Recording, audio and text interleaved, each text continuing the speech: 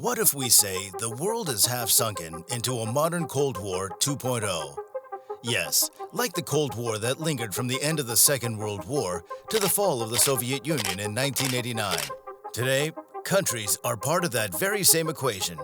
And earlier, that deadly equation resulted in thousands of killings and the inevitable fall of the Soviet Union. But what will this modern Cold War take us, given the changed equation, where there are Russia and China instead of the Soviet Union against the US? The Cold War seems to be more disastrous. But how are we really in this Cold War, and where will this take us? Well, you can already see two major blocs, one led by the US and the other by China and Russia. Yes, now you can understand how the perfect conditions are making a full-fledged Cold War all but inevitable. Watch this video to really change how you think about geopolitics, because we're going to tell you 5 things about the Cold War 2.0 of the present. Let's get started. Chapter 1. Cold War 2.0 has already started. An interesting fact about the Cold War is we cannot refer to an agency to find whether it started or not. We mean the defense departments of involved countries do not announce formally that the states are in the Cold War. It's because that's what a Cold War really is. It's cold, silent, subtle, and unnoticeable. We only realize it by seeing how divided the world has been and how countries are realigning themselves. The invasion of Ukraine by Russia in early 2022 has reminded people of the tensions that existed during the Cold War. Russian President Vladimir Putin has portrayed the conflict as a clash between the Western world and Moscow, which has sparked discussions about nuclear weapons similar to those of the past. Additionally, there has been a closer alliance between Russia and China, surpassing their previous level of cooperation during the time when both countries were communist. Chinese President Xi Jinping has openly expressed his ambitions to challenge the global power of the United States. In response to the Ukraine invasion, the United States and the European Union have taken actions to cut off trade relations with Russia and limit the growth of China's technology sector. So here it is. The world is divided and countries are picking their sides. Growing tensions between China, Russia, and the US bloc made it obvious that Cold War sentiments exist. And countries aligning themselves with either the China-Russian bloc or the US are picking their sides as they did in the last Cold War. Chapter 2. How this Cold War is different. China has become a strong rival, surpassing the Soviet Union of the Cold War 1.0. It's because the Soviet Union's economy was only about 60% of the United States economy back in the Cold War days. However, China's economy is on track to overtake America in the next few years. This simply means China is better equipped to finance and prolong a Cold War than the US, unlike the Soviet Union of the past. Not only that, but when it comes to a real war, China's Navy has more warships than the United States, and its Air Force is the 3rd largest in the world. China's military capabilities in the Western Pacific region are comparable to those of the United States, indicating its path toward becoming one of the world's primary superpowers.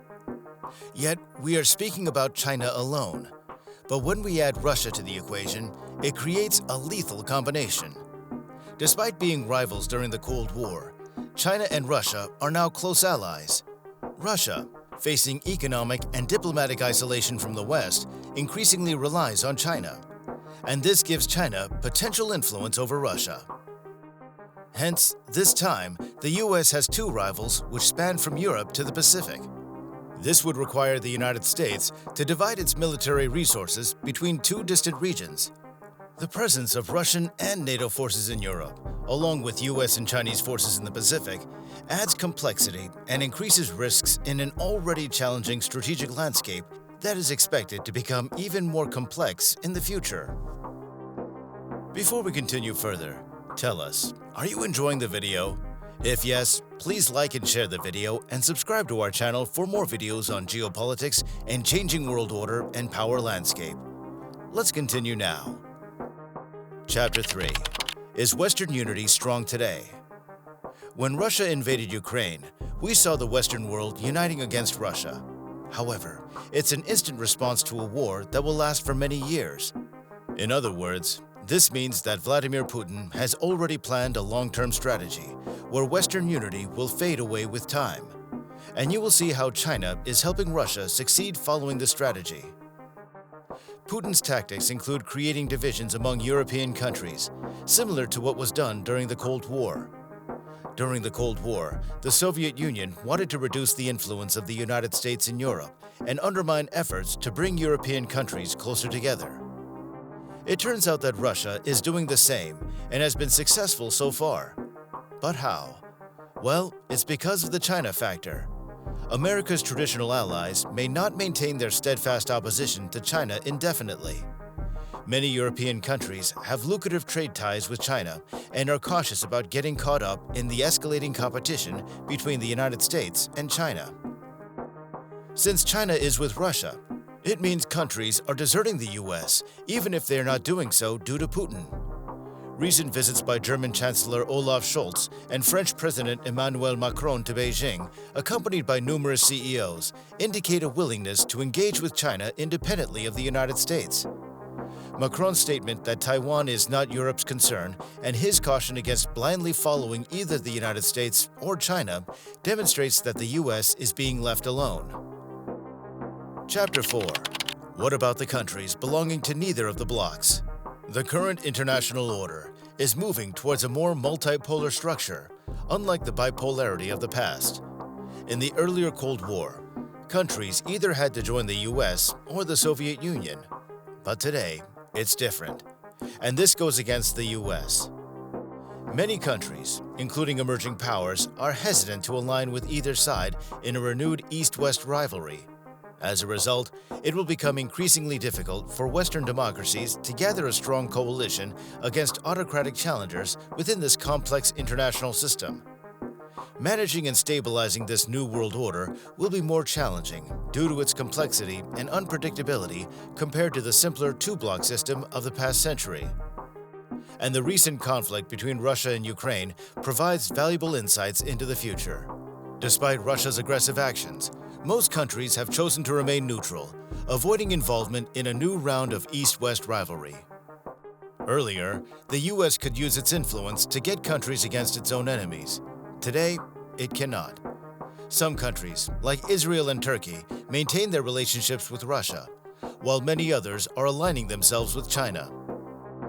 Despite having conflicts over borders with China, India maintains strong trade relations with Russia. The recent warm welcome of Xi Jinping, the leader of China, by Saudi Arabia has caused concerns in Washington because Saudi Arabia has been a long-standing ally of the United States. It appears that all the upper hands the US has had in the last Cold War have either joined the China-Russian bloc or have decided to stay neutral. And this is going to hurt the US and the Western Bloc badly. Chapter 5. Will this Cold War only get worse? Here, history provides us with great insights. It tells us that whenever a rising power challenges an existing superpower, war or conflict is inevitable. And we can see this is the case. This is a concern because China's growing strength is expected to surpass that of the United States in the near future. In the United States, both Democrats and Republicans are unwilling to acknowledge or consider the idea that America's dominant position may come to an end. Similarly, in China, strong nationalism influences the political landscape, with President Xi Jinping using rivalry with the United States to strengthen his own rule and control within China.